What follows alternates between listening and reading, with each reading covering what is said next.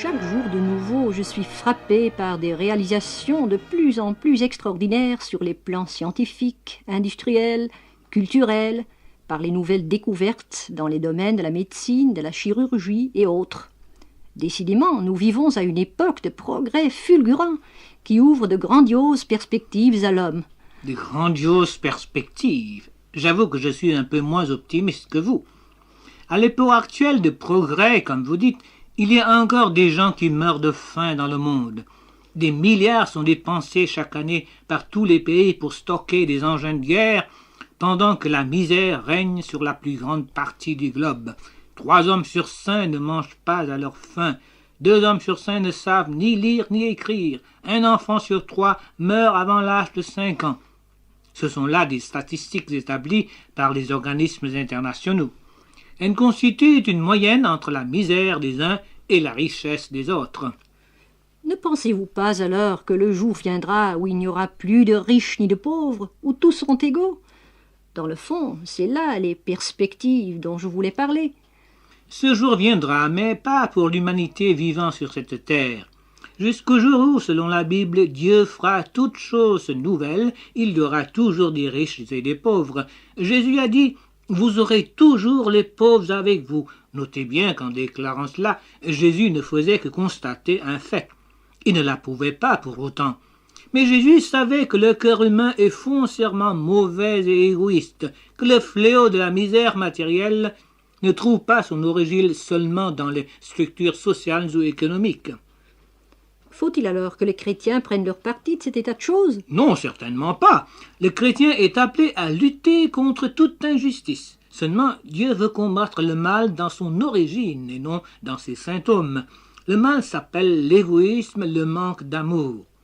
Par quels moyens les chrétiens doivent-ils combattre le mal, comme vous l'appelez?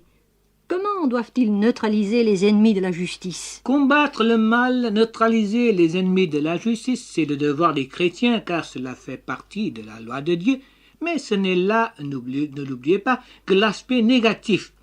Puisque l'homme, par sa seule conscience, ne peut discerner vraiment le bien et le mal, Dieu a donné à l'homme une morale élevée, absolue. C'est la loi de Dieu.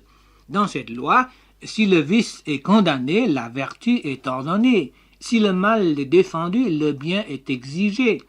L'aspect positif de la loi est nettement mis en valeur lorsque, pour résumer toute la loi, le Seigneur a dit « Ah oui, je le sais.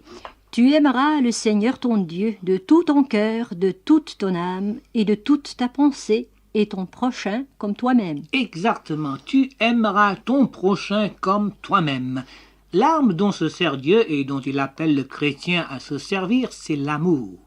Pour combattre le mal, vaincre l'injustice, l'arme suprême, la force de frappe si vous voulez, c'est l'amour. L'amour du prochain est la conséquence nécessaire de l'amour de Dieu qui donne aux chrétiens l'obligation de faire passer l'homme avant le profit et l'argent.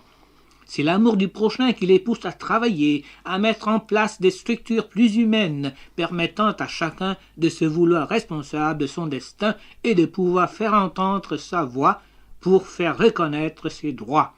C'est l'amour du prochain qui veut que les richesses du monde ne soient pas la propriété de quelques privilégiés, mais qu'elles soient mises au service du bien de tous les hommes. Nous avons bien parlé de l'amour de Dieu, sa nature, ses effets, mais pas tellement du prochain. Au fond, qui est mon prochain? Cette question a été posée à Jésus il y a environ 2000 ans par un juif, docteur de la loi. C'est une question pertinente, car tout le monde ne comprend pas le mot prochain de la même façon. Pour le juif religieux, lorsqu'il récitait le commandement de Dieu, tu aimeras ton prochain comme toi-même, il excluait tous les gentils, tous les païens. Seul était son prochain, celui qui appartenait à la même nation, à la même religion que lui. Beaucoup de nos jours ont cette notion bornée du prochain. Pour certains, le prochain ne peut être que celui qui est leur ami, leur copain, ou qui appartient au même parti ou à la même classe sociale qu'eux-mêmes. En réponse à la question « Qui est mon prochain ?» posée par le docteur de la loi, Jésus raconte une parabole. C'était sa méthode d'enseignement. Nous lisons dans l'Évangile selon Luc, à chapitre 10. Un homme descendait de Jérusalem à Jéricho.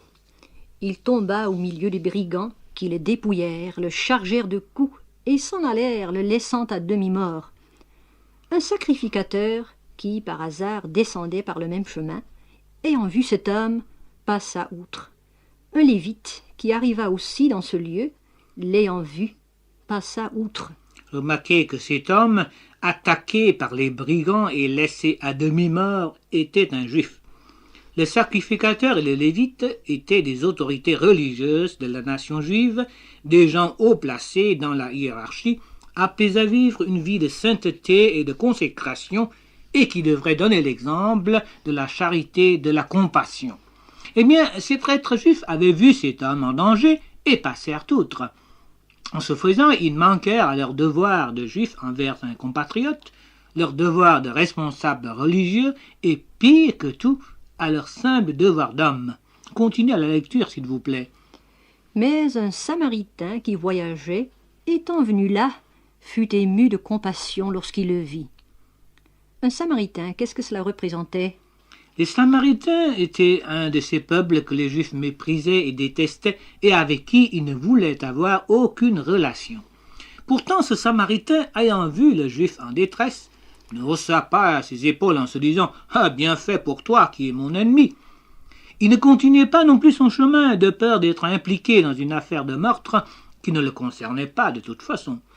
Mais, comme le raconte Jésus, il fut ému de compassion lorsqu'il vit le blessé.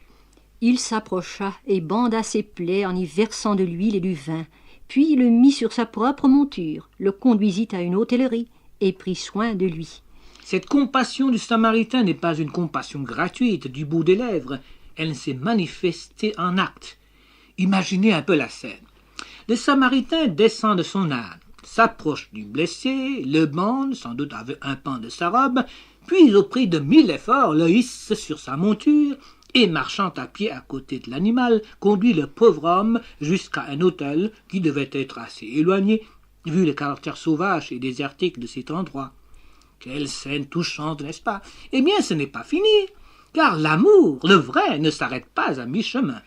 Le lendemain, il tira 2 deniers, les donna à l'hôte et dit « Aie soin de lui, et ce que tu dépenseras de plus, je te le rendrai à mon retour. » 2 deniers, c'était une somme non négligeable, car un denier représentait le salaire journalier d'un travailleur manuel. Ayant raconté la parabole, le Seigneur Jésus demanda au docteur juif « Lequel de ces 3 te semble avoir été le prochain de celui qui était tombé au milieu des brigands ?»« C'est celui qui a exercé la miséricorde envers lui, » répondit le docteur de la loi. Et Jésus lui dit « Va, et toi, fais de même. » Quelle leçon d'humilité pour ce docteur de la loi qui connaît tout de la lettre de la loi de Dieu et rien de son esprit. Va et fais de même. C'est lui, le docteur, qui devait en apprendre du Samaritain tant méprisé. C'est une leçon aussi pour les chrétiens d'appliquer cette règle d'amour qui est l'essence même de la religion biblique dans leur vie de chaque jour. Son prochain, ce n'est pas seulement son compatriote, son camarade d'usine, son coreligionnaire. Son prochain, c'est la victime des injustices humaines, quel que soit son milieu social, quelle que soit la couleur de sa peau. Son prochain, c'est le manœuvre vivant dans un bidonville. Son prochain, c'est aussi le désespéré qui cherche à réveiller la conscience du monde par le suicide, par le feu. La Bible, elle, exhorte « Ouvre ta bouche pour le muet, pour la cause de tous les délaissés.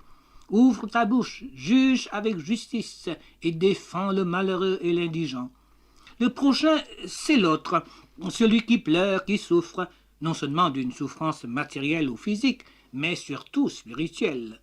Le chrétien fidèle doit apporter la preuve de son amour à tous ceux qui vivent sans espérance, parce que sans Dieu dans le monde, enchaînés par les liens du péché, bourreaux aussi bien que victimes. Il doit aimer son prochain parce que son prochain est comme lui, créé à l'image de Dieu et aimé par le même Dieu. Doit-on donc considérer aussi comme le prochain l'ennemi personnel, celui qui vous a fait du tort? Oui, lisez s'il vous plaît dans les évangiles de Matthieu et de Luc ces paroles de Jésus. Vous avez appris qu'il a été dit « Tu aimeras ton prochain et tu haïras ton ennemi. Mais moi je vous dis, aimez vos ennemis, bénissez ceux qui vous maudissent Faites du bien à ceux qui vous haïssent et priez pour ceux qui vous maltraitent et qui vous persécutent.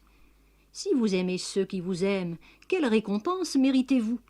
Et si vous saluez seulement vos frères, que faites-vous d'extraordinaire?